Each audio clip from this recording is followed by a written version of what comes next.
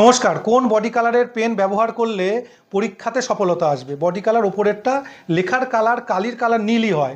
সাধারণত দেখা যায় অনেক সময় বাচ্চাদের পড়াশোনা ভালো হচ্ছে, পরীক্ষার হলে গিয়ে আউটপুট দিতে পারছে না, জানা জিনিস ভুল করে আসছে, অর্ধেক লিখে অর্ধেক ছেড়ে চলে আসছে, মনোসংযোগের জন্য, অস্থিরতার জন্য এগুলো করছে। সেক্ষেত্রে এই কালার থেরাপি বা কালার অ্যাপ্লিকেশন আমরা করতে পারি। কেমনভাবে করব?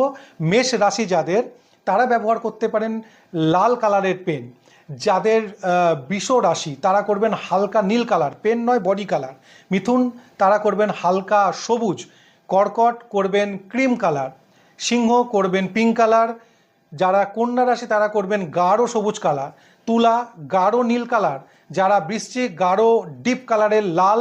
যারা ধনু তারা করবেন হালকা কালারের হলুদ। যাদের মকর তারা হালকা নীল। যাদের কুম্ভ তারা করবেন ডিপ নীল।